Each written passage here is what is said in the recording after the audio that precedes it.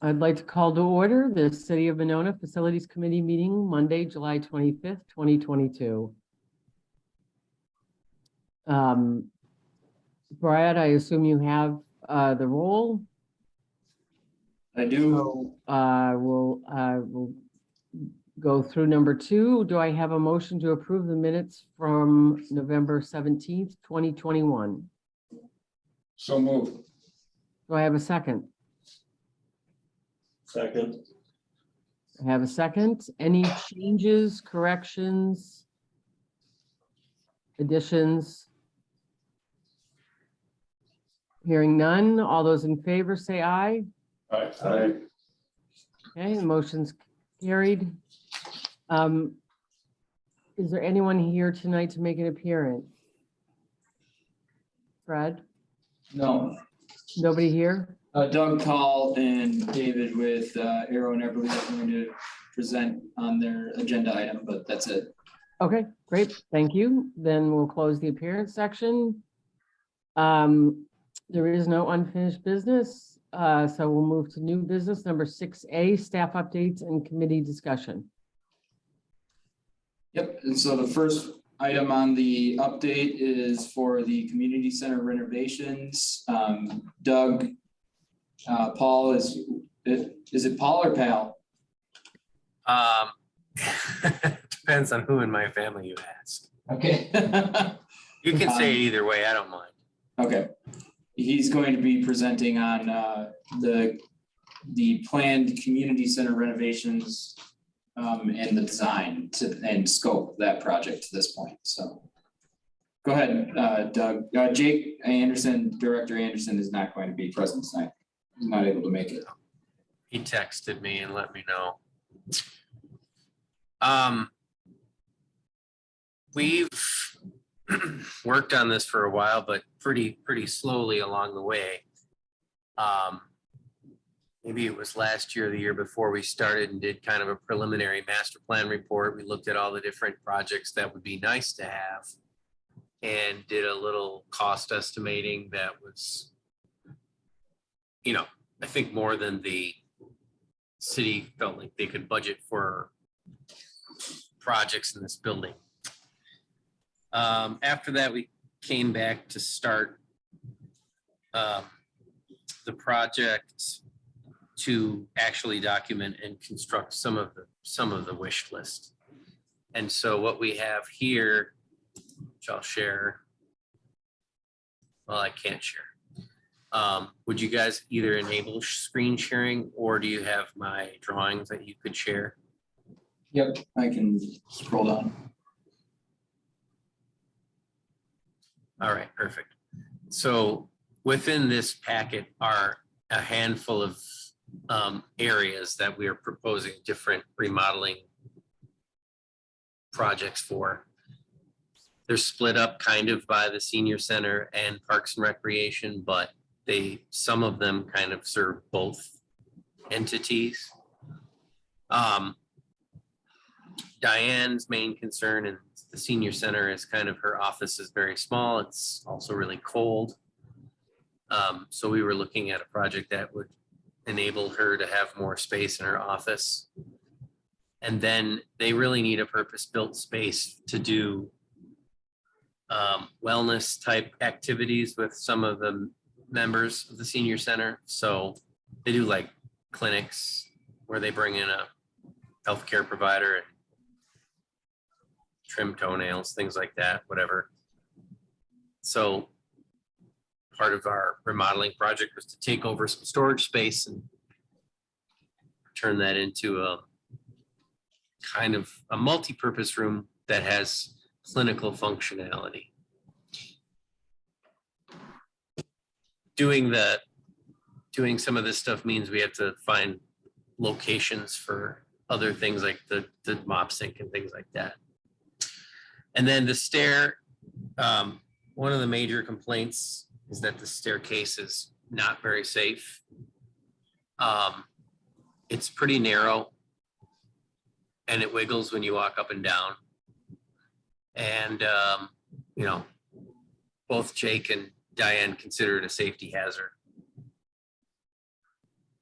So part of our project is to improve the stair, improve the access to the stair, connect the levels a little bit better, and increase safety there. So these two plans are the demolition scope. So unless you guys want to talk about the demolition scope, let's go to the other, and let's go to the new work plan. So this is an illustration of the stair project. We're actually flipping the direction of the stair, creating a landing at the base. This opens up the stair visibly, visually you can see better.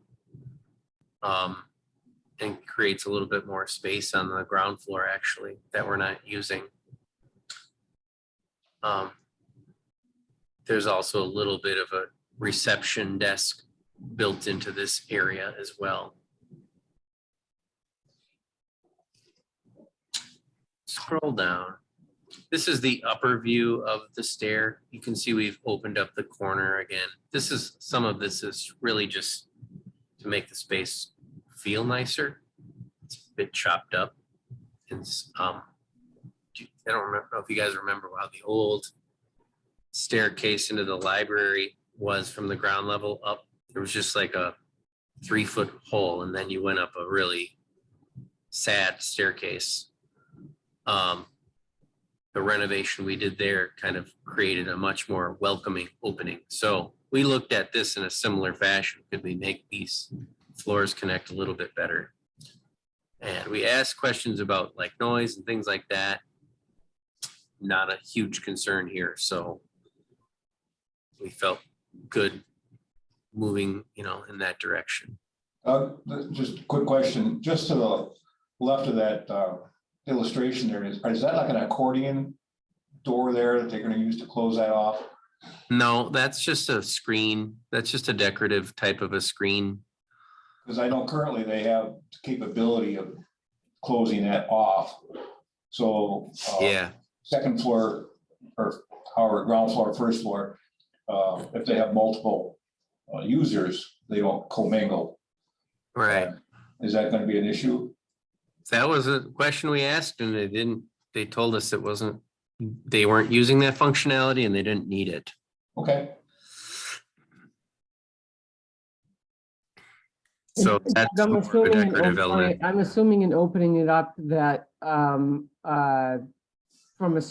that there's no problem from a structural standpoint in opening it up. These are not load-bearing walls in any way. No, the roof here is all supported as a free-spanning glue lam supported structure. Okay. And so we've tried to identify where we could identify load-bearing partitions, and the first floor here doesn't have any. At least not right here. So I think there's not a structural concern there. Okay.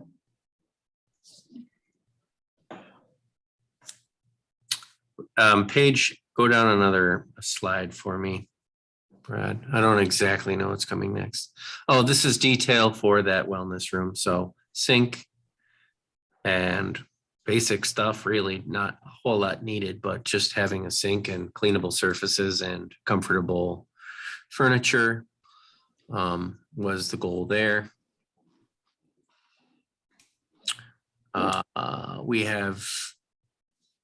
This is the existing kitchen space. And I think one big thing that this department would really like to do is make this a more community-oriented kitchen space that could be used for classes.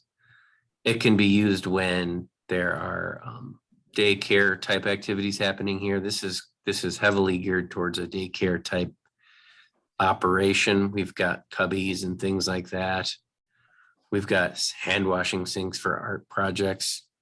And so we're trying to open up the kitchen to be a learning space, still function as a kitchen, but more towards activities and, supporting kind of the daycare program. but also maybe some after hours classes and things like that. We didn't get into the detail of the programs a ton, but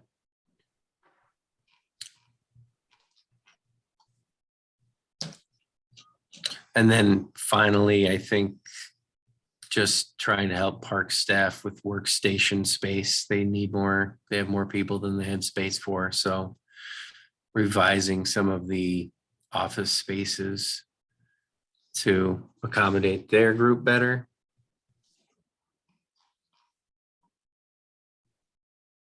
Yeah, and then these are overall views of the floor plans after we've implemented the projects that we hope to be able to fit into this budget.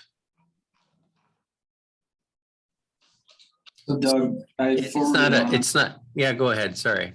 I forwarded on the quotes that we got from Kilgus to redo some of the HVAC issues that we have, Yeah, including especially obviously, right, the director's space, so Diane's space downstairs. mhm.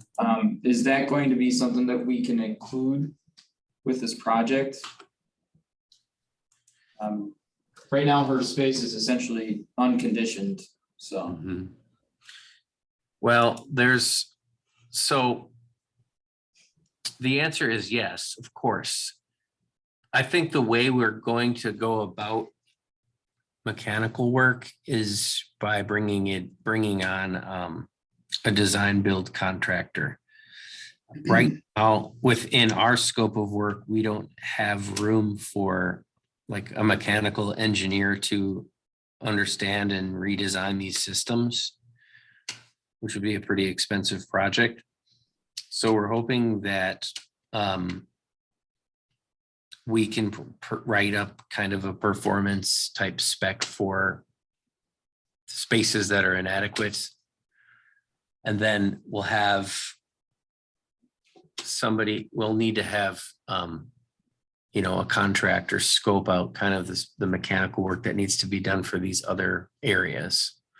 So I would say yes to that, but will I be able to document exactly what needs to be done?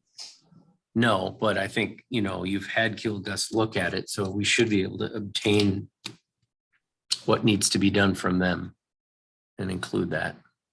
Does that make sense?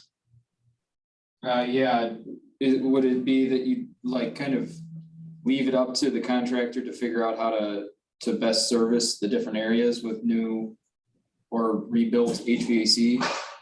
Yeah, I'm imagining kind of discuss, like we'll be able to at least understand kind of what systems are in each area that we're affecting or get a rough idea of it. But then I would assume we would want to invite bidders out to the site to see for themselves what's there so they can prepare a bid based on what they can see. We do have plans, mechanical plans of the building that we can issue, but they'll have to do a little bit of thinking to get that figured out. And it's not an ideal bidding situation, but it's based on what was available for design fee. So. Okay. Anybody else have any other questions? Doug, is there any, I know there was some issues on the south side of the building where the electrical service is with water issues. Has this been, any of this included in there? Because I know they had water coming through the service here last year. No, haven't discussed that. I wasn't aware of that. But if you guys if you have a list of known issues that you want us to address with this, we can do that. So Jake, I believe I can't remember the name of the contractor, but he had somebody come out and they basically caulked the line. Okay, that's a basic Band-Aid. Yeah, they Band-Aided it. If it's just needs regrading or some sort of French drain or something, this is not the first time it's happened. Right. I mean, the door computer over there got washed out. we've had some significant water problems there. I just, if we're gonna throw money at this building, let's make it safe. So Doug, what Dan's referring to is there's an unused and empty conduit in the mechanical room where the HVAC system is. Mm-hmm. And water continually has found its way into the conduit and then it pours out onto an electrical panel. Okay. Yeah. And so that's what he's referring to basically, is that if we can fix that, that'd be ideal. So on the south side, there's a large area well, right? With a grate over it that you walk out of the upper like fitness room and onto the grate. Either that or is there a transformer bolt? It could be that. I don't know what's I've in. never, to be honest with you, Doug, I've never looked in the grate, but. All right, so here's the mechanical room. So point to me where this issue is. I'm not familiar with it. Right here, right where Okay. my mouse is. Okay.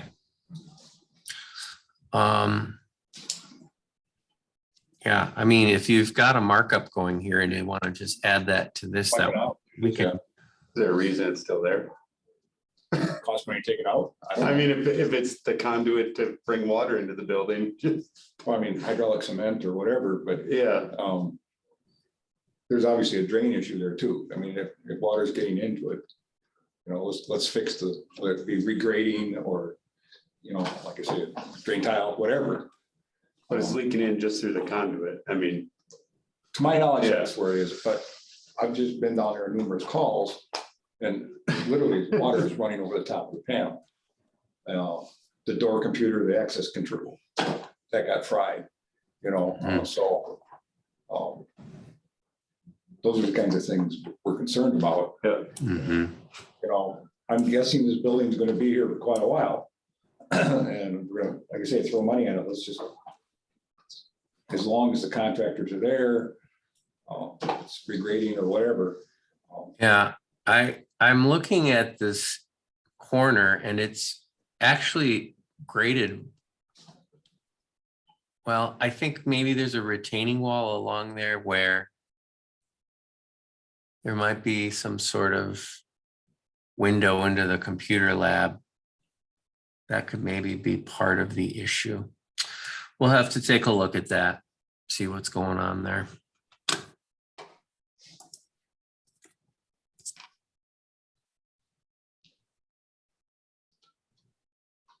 And then Doug, I don't know if this is, I'm guessing this is the most up-to-date design. I had commented on this one and sent it back to you and Jake. But just a couple items. I don't remember there being a door here. Like, I don't know if that's actually there or not between the computer lab. I think it's representing like an electrical panel or something like that. Okay, and then this as well. I didn't know if there was or wasn't a door actually on this office. There is, or there was. Is there a way to, I would think we would want to remove it if it's not going to be used. There's a desk in front of it right now. Right, I mean, that used to be the lifeguards space many years ago. Okay. That was the access to the pool. I said it must go right up to the pool. Yeah, it does. So, I mean, here again, this thing was built in the sixties. Right. And it's been repurposed and, Things change. yeah. I'm sure it's not required for an exit. So again, it'd be just, breaking it up. Because there's a window right there too, isn't there? Just to the left. I of that? think it's just in the storefront there. Right. Yeah, this is all just windows. Yeah. To me, it's like, if you don't want it open, we'll just close it and permanently fasten it shut. But as far as the glazing system goes, this door isn't any worse than the glazing system already is. There's actually probably not really a good way to replace the door opening with a window. With the age of this system, so it's kind of money not well spent. So something to think about at least. Do you want to spend $4,000 replacing the door with a window? I don't think they're using the door, but I think it's probably just locked shut. David, do you have a recollection of what's going on in that area at all? I believe it's just what you're describing now, but I can look through the photos and see if I can verify it. Yeah. One of the other things that was brought up, and that I think is coming from Diane, the senior center director, is that there's no conditioning really outside of a small electric fan or electric heater at the entrance, because there's no foyer, and then, there's no double doors or anything like that to buffer. And she had asked about an air curtain, if they could do a heated air curtain there. It's more of an issue in the winter time than it is for the summertime, but Pretty low. it would be. Yeah. So I wrote it in that comment, or I asked about it, but I didn't know if there was a way to put a second storefront in there to make it more like a foyer or not, given the redesign. I normally to add that vestibule, you'd need I think we'd need more space than what is allowed by those two doors into the offices. Because two doors in a series, I need to have the proper ADA clearance in there. So like just at a glance, it doesn't look like it works that great to add the vestibule.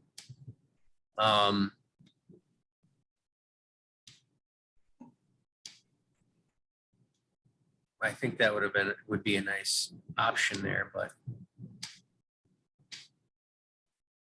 Okay. I don't think there's enough room for the vestibule, I guess. Yeah. We could relocate those office doors and then we could make it work probably.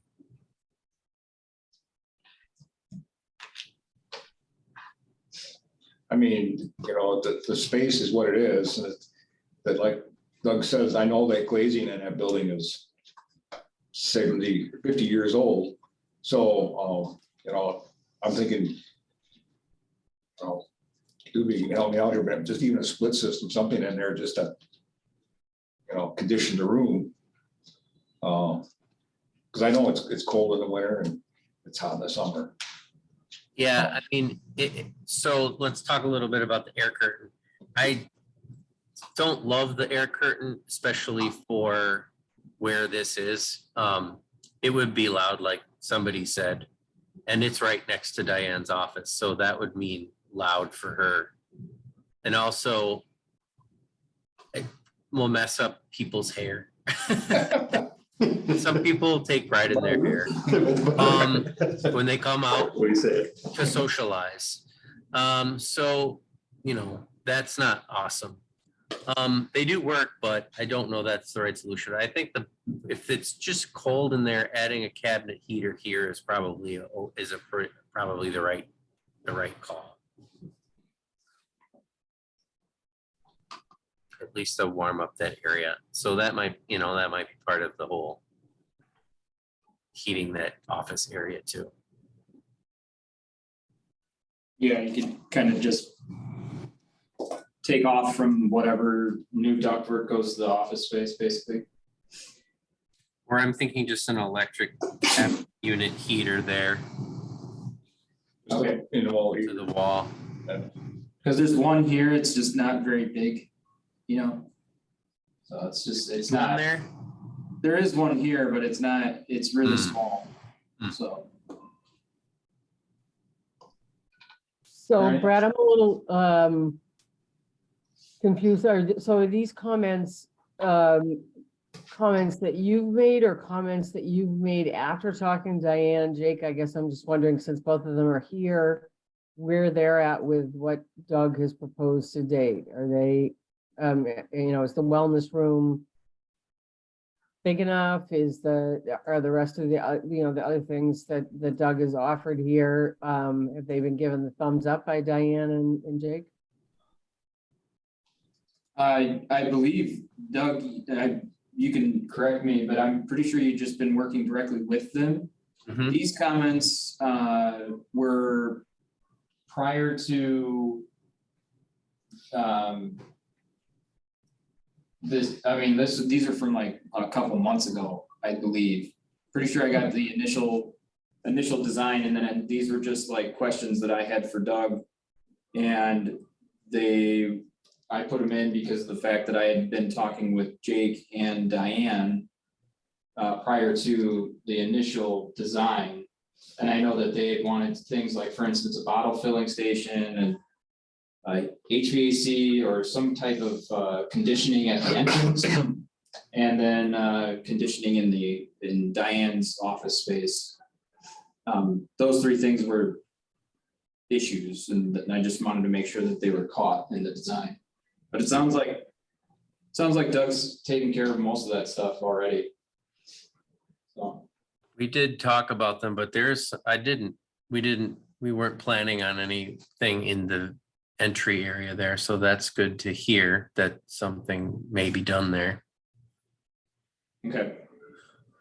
Mostly I just worry about the fact that really there hasn't necessarily been a budget declared. I mean, we've talked about a budget of $250,000, and but I've also talked about that everything that we're showing here is more than that. And so what we'll need, David and I will need a little bit more guidance on priorities. And I think that's why maybe some of the things that Diane has told you, she hasn't told us, because she's got her priorities for her,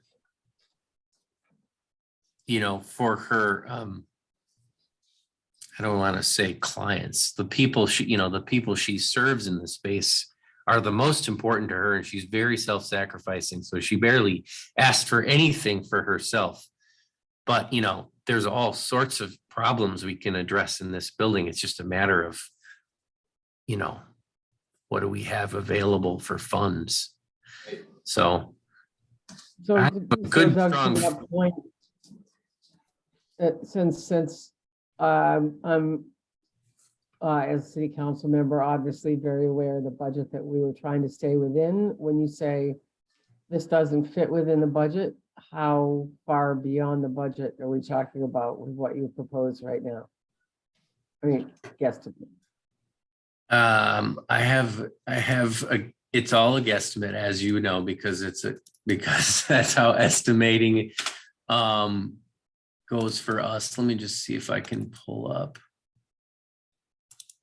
Let's see, where did I put that in the takeoff? This is I don't have there it is. Okay. So this was done crudely, okay? Because this is a conceptual level project right now. And I was using some gut feel dollars per square foot pricing, or just chunking off certain projects as an kind of an allowance amount that goes with what I'm seeing in the industry right now. So at the bottom here, it's, we're looking at like $500,000. We're like at double the budget. That includes, some escalation and some contingency and some fees, but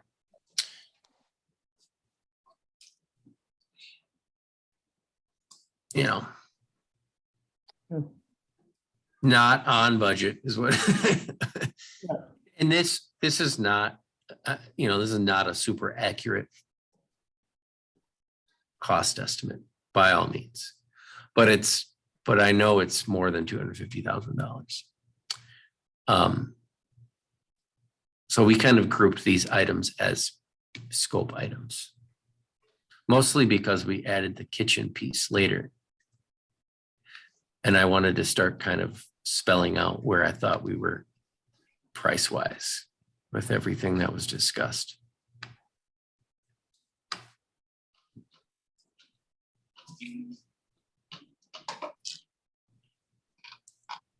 All right.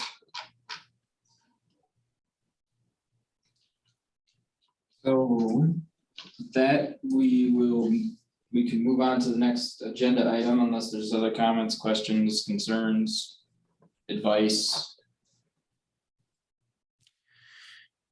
So Brad, I saw you had some notes on there. Yeah. And Nancy too. I don't know if maybe this is the wrong forum for feedback from you, Nancy, on whether or not, what we're doing is we should continue on this course with the estimate we've got.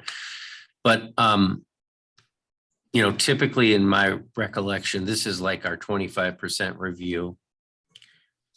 And then we'll incorporate this committee's comments and come back again later when we're more at the DD level. Is that kind of the process that you see going forward for us? Yeah, I mean, I think initially Diane and Jake had proposed something on the order of like $1 million. And it was the council that, as Brad pointed out, in the beginning of this meeting, it wasn't that we want to ignore the community center, but honestly, we really don't want to throw a lot of money at a building that we know is 50, 60 years old and would be next in line after the public safety building. And I, my memory serves me correctly, the kitchen was definitely not part of that picture. The staircase was definitely part of the picture.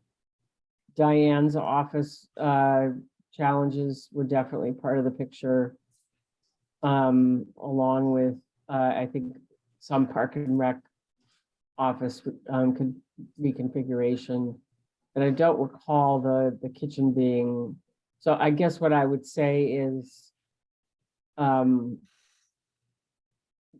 that, certainly prioritizing, as long as Jake and Diane and this committee are all on the same page in terms of priorities. I'm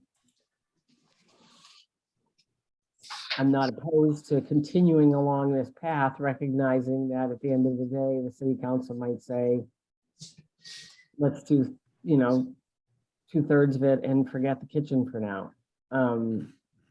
Because obviously, as I said, we didn't want to do didn't want to invest huge sums of money just simply because of the overall state of the building, as we just talked about tonight. All right. I think what we've been thinking we would do in order to, again, to try our best to help achieve these short-term goals or medium-term goals is to try to, move all the requested parts of the project forward. But, and I see some notes in here about alternates, we could, if you want to bid out this project so that you have real numbers, we could try to bid the kitchen piece as an alternate item. And hope that, at least see, I guess, where things come in. That's Brad, one. is that your record? Having not gone back and read the notes from our capital budgeting, is my recollection correct on that one? Yeah, so the facilities committee and the council generally didn't want to spend a ton of money on the community center, just to address the items that were absolutely necessary to keep doing their programming. Mhm. And I don't remember the kitchen being in it either, but it makes sense, I guess, given the amount of kids that they have in there. After school and summer camp programs and whatnot, but I guess just as a staff recommendation, I would recommend that we do alternates for items that are not absolutely necessary. Yeah. And put them in as a bid alternate and just see where they come in at and go from there. I mean, then the council can always choose to take it out or to accept it, so. Right. But going back to the other question that is posed is, Doug, I think that for the facilities committee, usually we see design at either 30 or 60, and then typically we'll see like 100%. So like Okay, you're ready to bid type of projects. okay. Do you want us wait until we're at that 95 or 100% point for us to bring this back to you? I'd leave that up to the committee then. Does that make sense for everybody else? Yeah, it does, because ultimately it's what the city council has agreed to fund. So if Doug were to bring forward, all these other things and they're not funded, it's kind of why review them. Right. So I think ultimately, just as a time saver, we don't need to review it again. And ultimately, we can look at what realistically will be happening versus, couple alternates that may or may not happen. If the city chooses to fund it, great, we can look at it. Okay. That would be my view. Yeah, I mean, if stakeholders like Diane and Jake may want to see it sooner, Right. but Absolutely, but I appreciate that. I guess the drawings that we sent in, I didn't think that they were at the level for this committee to review yet. So it was I think it was kind of a surprise that they were submitted for your review. So if you felt like there wasn't that much for you to review in here, I'm sorry, but I do appreciate the feedback that you gave us tonight. So we will develop everything to a biddable level then here and prepare alternates and things. I might seek some advice from a contractor about how best to do that, just so they think it's reasonable to bid. And then we'll probably be, back here in a couple months. So. Okay, yeah, Doug, I'd like to, Obviously, with adding the water issue, that we raised tonight too, that sounds like it could be another chunk of change that might be more important than the kitchen as well, Not to Jake and Diane. They I would know. the I water understand. come in. I don't care. It doesn't.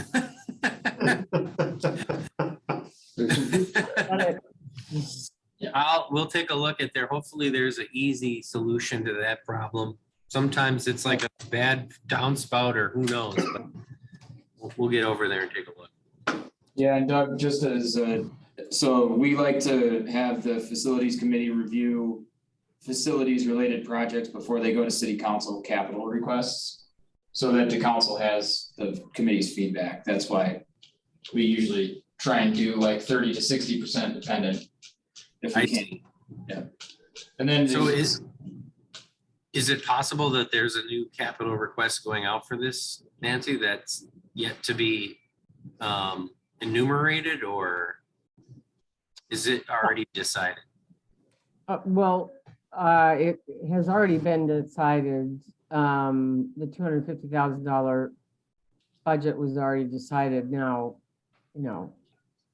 is it possible that Jake is, as an example, is putting in, an additional request for this kitchen and this next year's capital budget?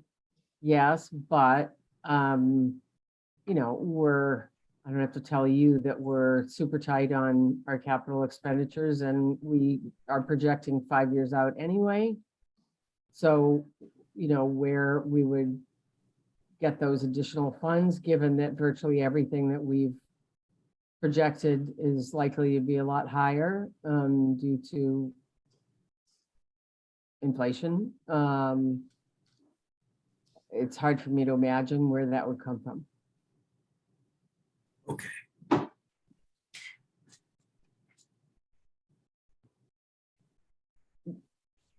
However, we all know that Jake is really good for advocating for Parks and Rec. So am I surprised? No. Well, I mean, he's probably making a bunch of money at these beer gardens, so hopefully they'll. We should just throw a jar out. All right, thank you, Doug and David. All right, thank you, guys. We're gonna sign out since we're not part of your other agenda items. That's all right. No problem. All right, thank Thank you, you. guys. Thank you very much. Thank you.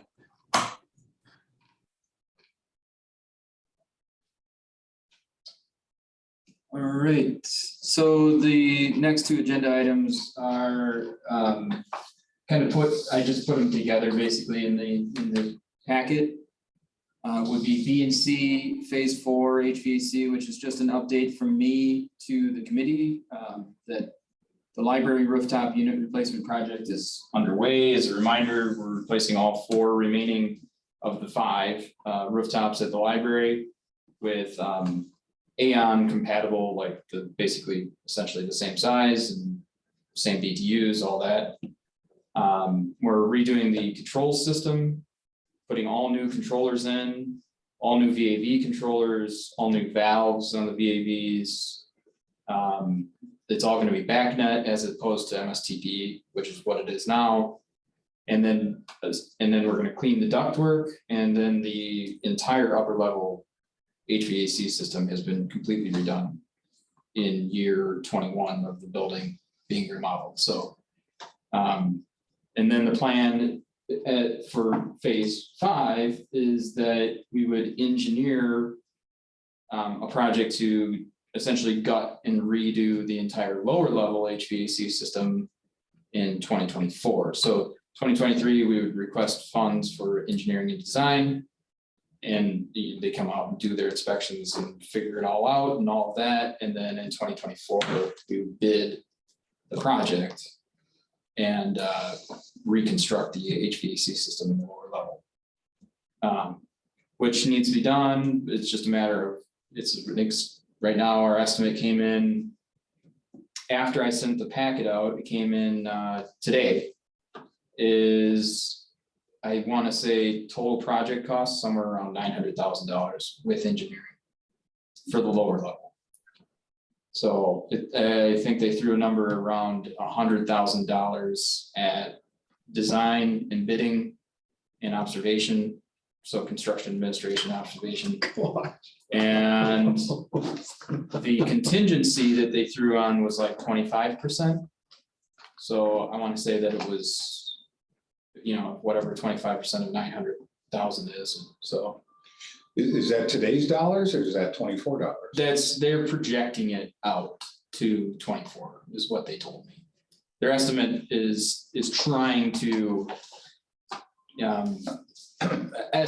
try and take into consideration the amount of inflation and where things are going to be at that point in time.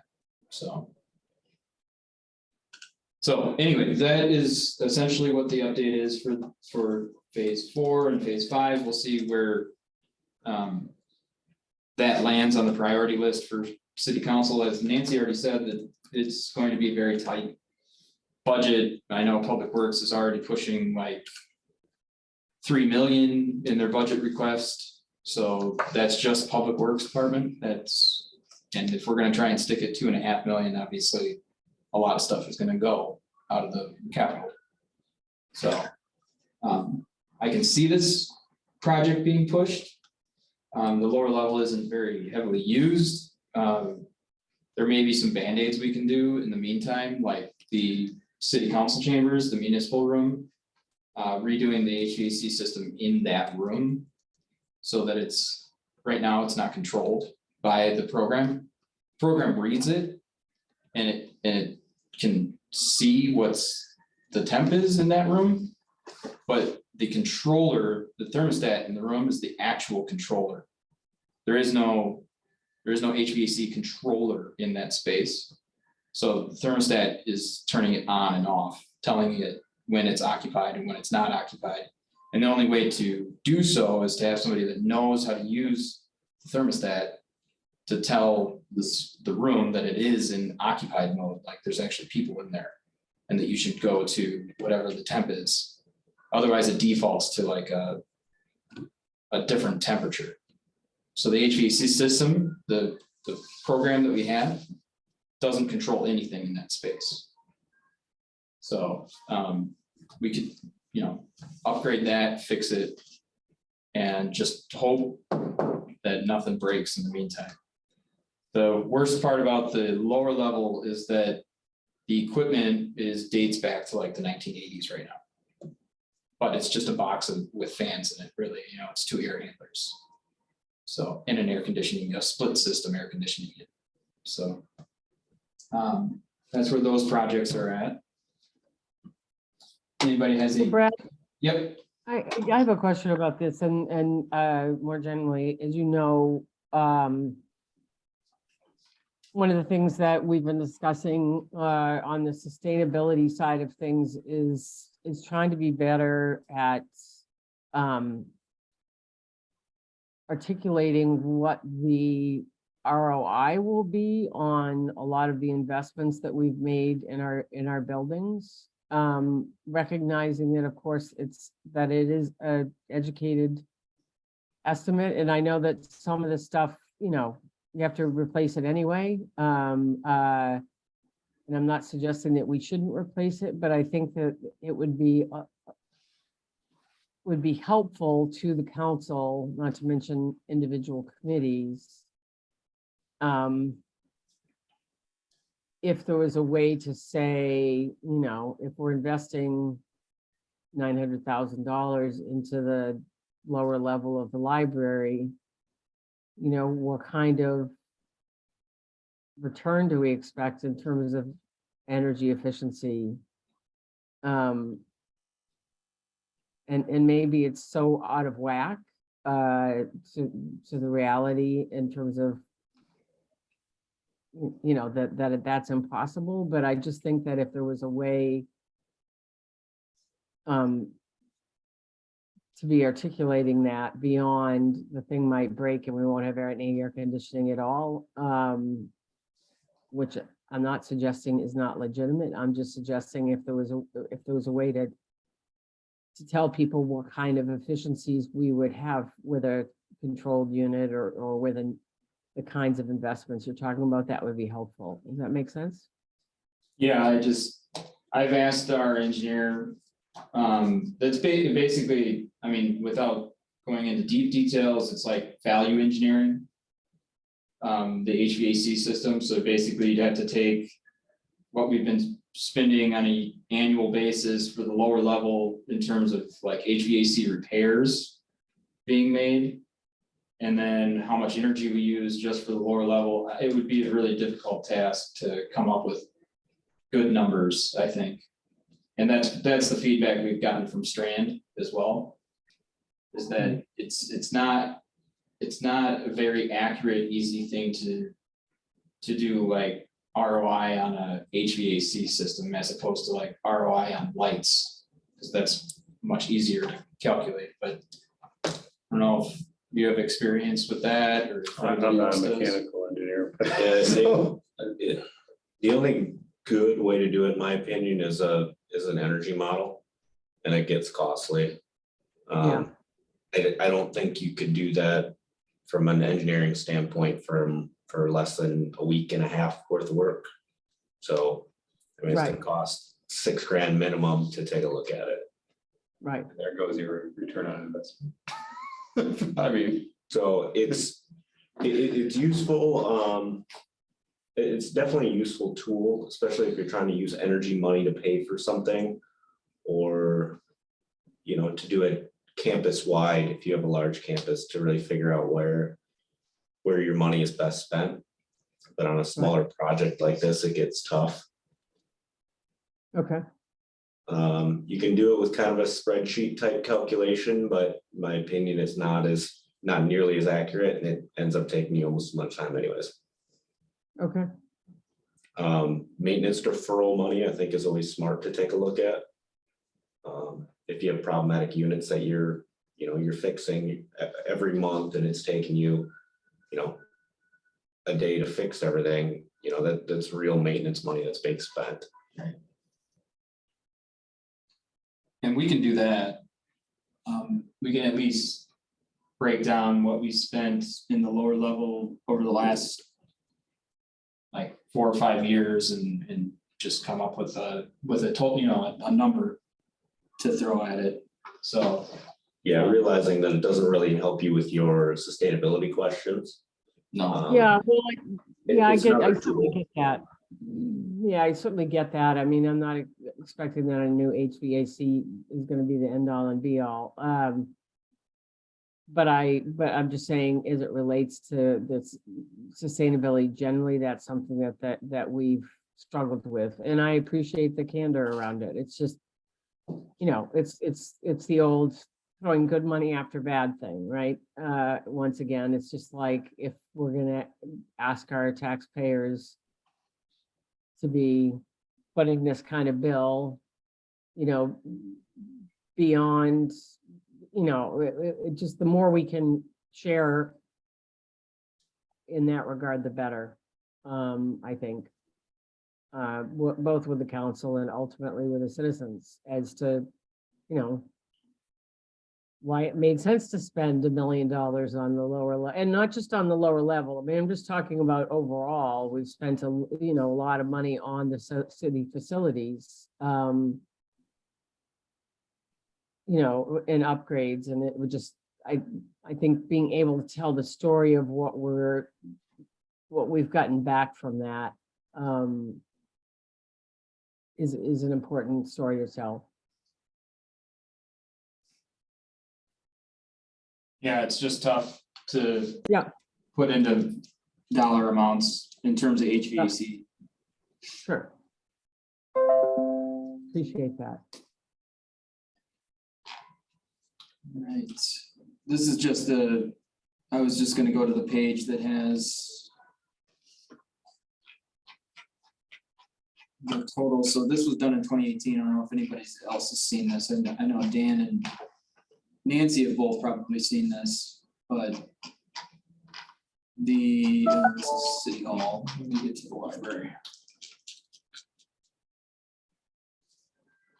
Here it is, right here.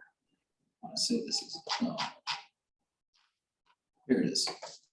So this is their estimate in 2018 to redo the lower level, and that includes adding VAVs in there. Because it's all, basically the lower levels, unlike the upper level is all open for the most part, except for the original part of the building. The lower level is kind of just parsed into these very specific uses and these, closed off rooms. None of it's really open to each area. So VAV units would be really efficient at very easily, heating and cooling those specific spots, those spaces. Then the other part of doing VAVs is we would also add, to make it more efficient, occupancy sensors in the various rooms, because we don't want to be creating a really super comfortable zone for nobody to be in there and enjoy it, right? So we would gain some efficiencies there by not heating or cooling that space to like a really comfortable temp if nobody's going to be in that space, which at the library any given day, many of those spaces in the lower level aren't being used by anybody. There's storage and stuff like that. So Setback temperatures during the day, they've done a lot of studies on how much that actually saves you. Where you're really going to benefit from putting a VAV box on is you can shut the box off during occupied hours. You don't have to schedule it. So anytime somebody's in a room, you need fresh air coming in. So you need a minimum to provide that. Once you go to occupancy sensors, you can shut it off in the middle of the day. So when nobody's, when nobody's in it. So the room could be satisfied and comfortable, but you still have air going into it on a constant volume system. Right. It lets you shut it off completely. So that's where you see a lot of that benefit. You know, you're not at 25% no matter what during the day, you can go to 0. So that to me is the bigger benefit of putting AV boxes on and doing zone level control. But on a system that size, I mean, you're almost going VAV reheats everywhere now. It's hard to get away from it from the energy code standpoint on a new building. Yeah, but we could put in an air handling system, then basically each box and each fan serves one space and only that one space. Then you can, if it's not being used, you just shut it off. Yeah, so I think and not completely remembering the infrastructure down there, but to me, the perfect scenario would be a main air handler serving the basement that distributes into all of the boxes. So you'd still be running one air handler all the Your time. air handler would be running, but at a reduced speed. Right, okay. And your coils obviously wouldn't be seeing that temperature as well, so. Okay. You can do some back of the napkin math on that, to get a general energy saving. You kind of do a $1 per CFM and you go with it. It's not super clean, it's not super accurate, but it gets you in the ballpark. But we've done a ton of projects that we paid for the project based solely on energy savings, and it's going from a constant volume reheat system, which I think is what they have. Yep. To a VAV reheat. Perfect, okay. Yeah. So it saves you money. It's, if you're looking for a 12-year payback, you're not going to get it, but if it's one of the drivers for a project, it can definitely push it along. Okay. All right, perfect. Yeah, that's what we would, if we're gonna build a new public safety building or civic campus building, it has all 3 departments in it, then that's the type of system that we would like to go to. There's a quote in here in this report to do just that here at City Hall, but this was obviously thrown together before any news of the public safety building had been put out there. Sure. So, but that is that would be the goal. And we brought up geothermal in the past. I know, Nancy, there's been a individual from the community came to present on geothermal at the sustainability committee. But then there's been feedback from this committee that just the maintenance on pump systems and pumps alone would probably end up eating away at the cost savings that you have from a geothermal system. That and the fact that it's likely very difficult to do on that property. So, but either way, that's been discussed as well. I know McFarland's new public safety building has 49 or 48 400-foot geothermal wells, and each one has a pump on it. I've now calculated that their emergency power generator is not sufficient just to run the pumps because it has 48 pumps. Right. So they tried to upsize the generator. So yeah, where it's nice to get the energy out of the ground, there's a definite cost to doing that. So right. Retrofitting an existing system isn't always super clean doing it that way either. If you can install a new building where you're taking that into consideration and design your system around it, it's a lot easier. I'm sure it's. Well, that's what I guess I was assuming we were doing with a new public safety building, that we were designing a new building. And so that's why it Sure. might make sense. Because the water table there is perfect for geothermal. But I'm not the expert.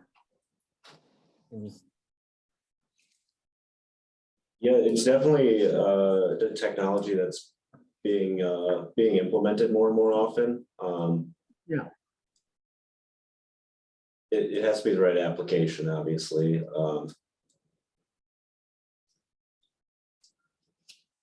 I don't know, when sustainability is a big driver, it is a popular choice. Because you're pulling energy out of the ground, but you don't get energy for free. Right. So you gotta pump it, there's maintenance costs, so it's, Right. you have to kind of weigh your options there. And again, do you size your generator to take over for that, or do you install a whole new heating system as a redundant source of heat in case your geothermal's down? So it's all kind of trade-offs and things you need to look at of what are the 4th, 5th, 6th degree, fallout of making those decisions. So All right. So the next item is a proposal for replacing the public works garage roof and moldy, damaged insulation and damaged exterior paneling, soffit, fascia, and gutters, which essentially don't exist on most of the building today. And then what we're thinking about doing is either writing up a second request to city council for replacing the very old and dysfunctional infrared gas-fired tube heaters, as well as the just the combustion heaters that, with the big fan on them that sit up in the rafters, and then also the fans. So half the fans in the public works garage don't work right now, which makes it kind of sticky in the summertime. It makes it real sticky, actually. It stays fairly cool, but at the same time, I'd like to see the whole system work. So that's what this proposal is. We've gotten, we sent it out to 3 different firms. 2 firms basically said that they don't have the staff and the time to throw at the project this year. We have $50,000 this year to budgeted to pay for design work. And then the company that did the building inspection report for the public works garage and the library, they put in a proposal and it was like 24,800 or something like that. So we took that bid or proposal and they've already begun design work for that project. Their initial estimate without the HVAC components was 1.375, I want to say, million for just the paneling, the insulation repairs, the new roof, and then some like random stuff like we have steel doors over the public works garage. They're all rusted and the paint's all falling off of them and stuff like that. But they're gonna put in the bid to sandblast and paint everything that's rusted and not looking great. So anyway, that's all part of that project, but then again, see, that's part of the 3 million or whatever it is in the public works budget right now. So I just had a question on that. So I think if I did the math right, like not the little bump out, but it's like 20,000 square feet, right? Is the public works garage, I think it was like 80 by 250, I think. that's probably close. So I guess so I work in a metal building. We have a shop and then an office. It's all a big metal building. It was built 10 years ago for basically it's about the same price that their per square foot cost, if you break it down, it was pretty close to the new metal building price. That I guess that when I read that 1.4 I mean, I don't know what metal buildings cost now but it seemed awfully high for what, to weatherproof. And I mean, I don't know what that building cost when it was built. Was it built in the mid-80s, I think? Is that what's on the plans? Yeah, it was like 82 and then added on in 88 and then added on in like 90 something. the other date was, but yeah, it's just like all of our other facilities been touched countless times and added on to and added on to and added on to. The proposal that they put together is not to replace like for like rooftop, so they're not gonna be putting another sheet metal roof on. They're gonna leave the roof on and then put basically an application over the top of what's existing there. And then that material is either going to be PVC or some type of a petroleum-based membrane, and that's why the prices are so high right now. I asked the exact same thing because we got a secondary quote from Ridgetop Exteriors just for the roof. Yeah. And their price was like less than 2/3 of the cost for the roof portion than what Building Envelope Group was quoting us for the roof. So is their estimate really super conservative? Yes, I think it is. But they wanted to make sure that we budgeted enough, given the current environment in terms of material costs and whatnot. That was their answer to me. I asked the exact same thing though. Said, hey, we got this other quote and it's basically, you're like almost twice as expensive in terms of your estimate. So. If I recall, last time we talked about bidding out to metal building contractors, was that pursued at all or as a design build type of thing or no? So I asked our public works director whether or not he was comfortable doing that. And he said that his answer is essentially then you're not bidding the same project, right? Because somebody's gonna come in, tell you they can do it for this much and this is what they're gonna do. Then this person's gonna come and say, well, we can do it for this much and this is what we're gonna do. And then it's not apples to apples. You know, it's apples to oranges.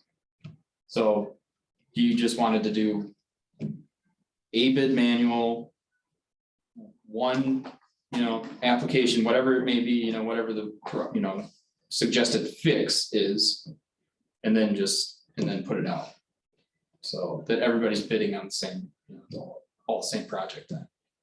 So. No, but I did ask him, that was after our last meeting. I think it was like that last November. Yeah, it was a while. I mean, it was. Yeah. And I asked him the same thing. And so he just wants to do one design, one bid. And if you want alternates, we can throw in alternates and go from there. He is worried that if we throw the HVAC component onto this specific project and not just like put it in as its own separate, that city council won't approve any of it. And that we really desperately needed The roof part. Yeah. And the insulation too, right? So. Do we know what the warranty difference is between the two products? Ridgetop Exteriors. They actually gave the quote for the same application as what Building Okay. Envelope Professionals Group spec'd. And I want to say that, I don't know why I have it in my head that it's 35 years for their product, or maybe 25 years. I asked them that when we were out on site, but it was over at the library. So that's a rubber membrane. This would be like a PVC membrane or something like that. So.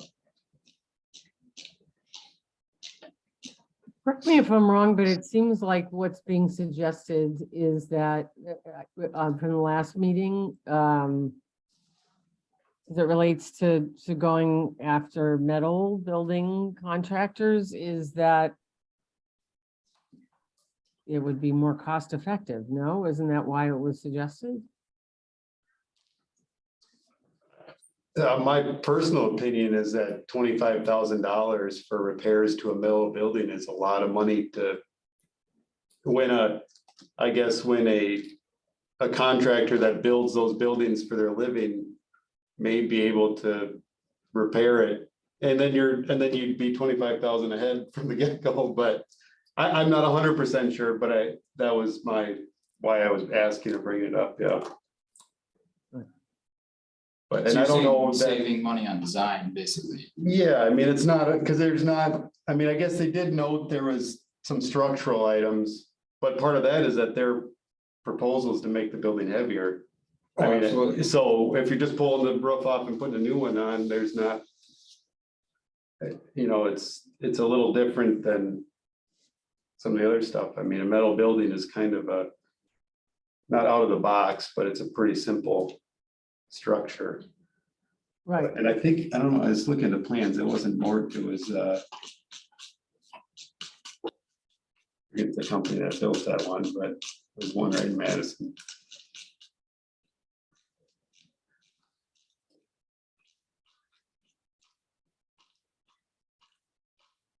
Well, I guess, I mean, I'm very respectful, obviously, of what Dan is suggesting as a director of public works, but I guess I also feel like,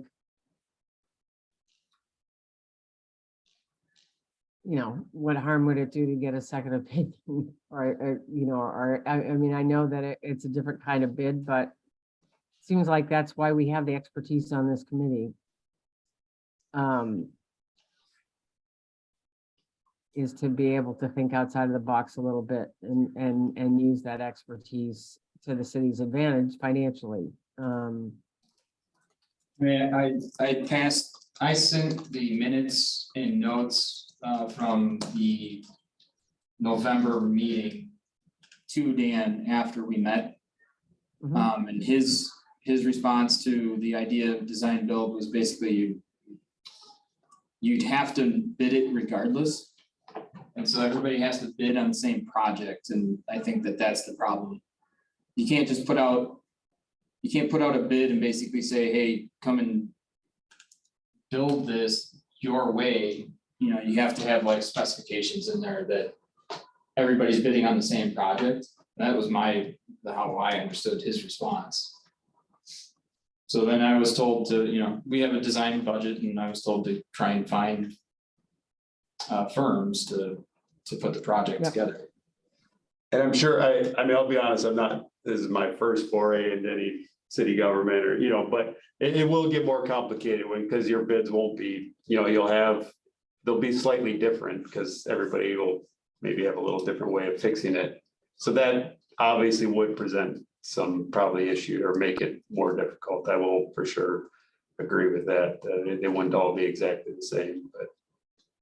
Well, I agree with your concern about if they were to put this membrane over this roof, you're gonna make it substantially heavier than what it is. And, you know, then you worry about, does it shed snow? And then, you know,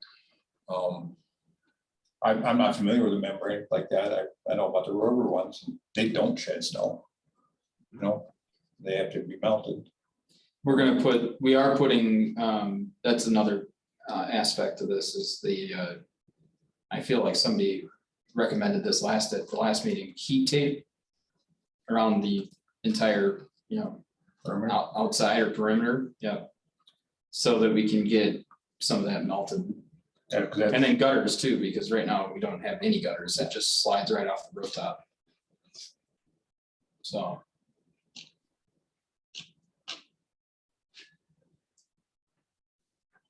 Okay, Brad, just so you know, as you know, I gotta keep an eye on time here. Yep, I just saw it's 6:50, so. Yeah. I wanna say there's only, sorry, this report's really long, this is why I have bookmarks though.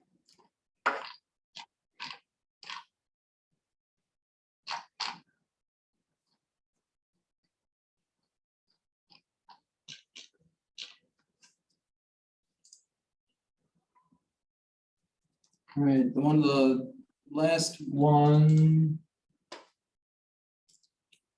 So yeah, this is the HVAC replacements. We got a quote last year, I want to say it's like 90 grand. So that is also going to be in the capital budget request, just a matter of where. We'll be moving to the proposal.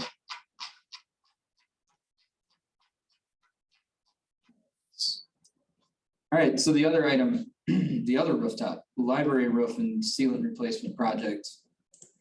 So as you all know, that last year we had Building Envelope Professionals Group look at our library rooftop as well, because we've had leaking issues over time with the rubber membrane starting to leak, and then we noticed that it's starting to pull away from areas where, you know, if it's flat and then it goes up a vertical slope, like a partition or something like that, then it's separating basically where that corner is, and it's pulling out because it's shrinking, the membrane is. And then in different areas, it's pops and rips, and then it leaks, and we have, you know, major issues, and we have brand new carpet in there as of like 2018 or 2017 or something like that. And it's all stained now, right? So I was asked by the library director to get some quotes, and again, this is the same, kind of similar.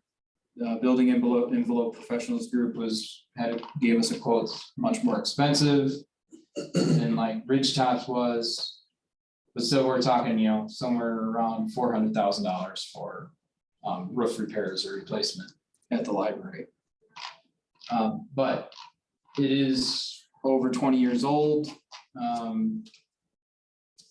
So it's getting to that point. But I just wanted to throw that in there. It's just an update to the committee because that was not on our November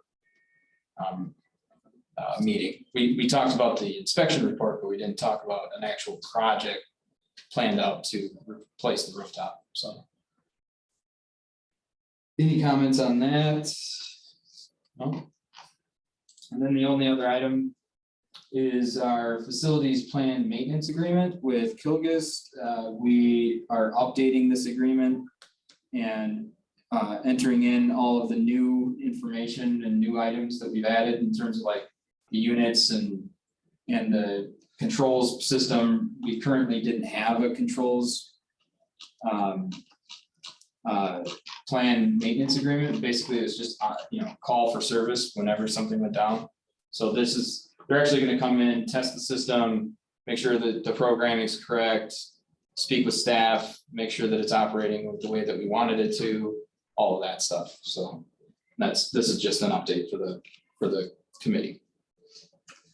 So I just have a question, and it's more, I'm curious, but earlier this year, we had problems with the conditioning in the fire station itself. Yep. And one of my guys was told by the service techs that it was calling for heat and air at the same, cooling at the same time. They were competing with each other. Yeah, that individual, you're talking about like around May, right? Yeah, it was one of those first hot stretches. Yep. That individual that came in didn't know what was going on.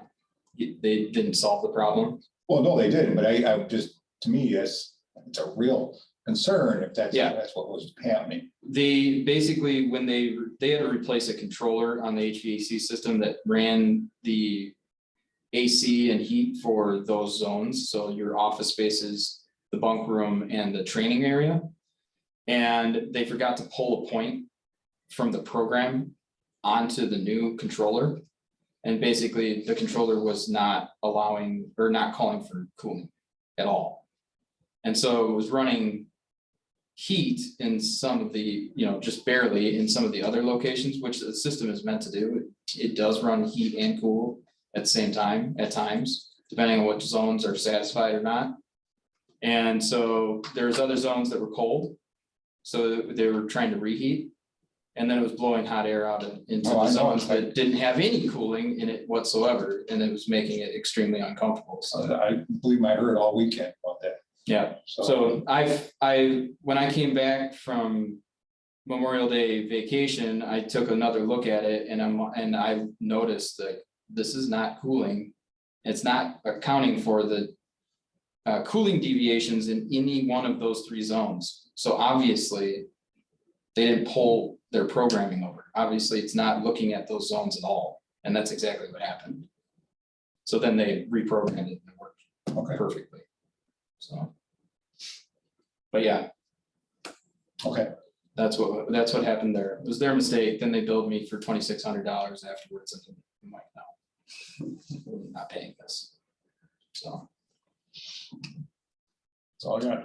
All right, that's it.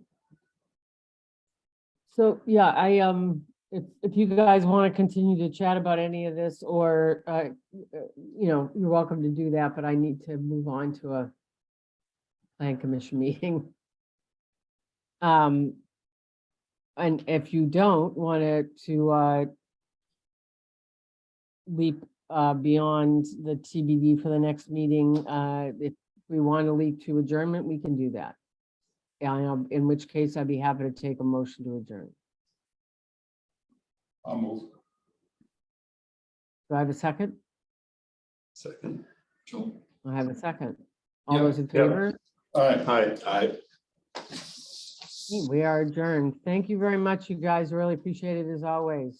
Yep, thank you. Play.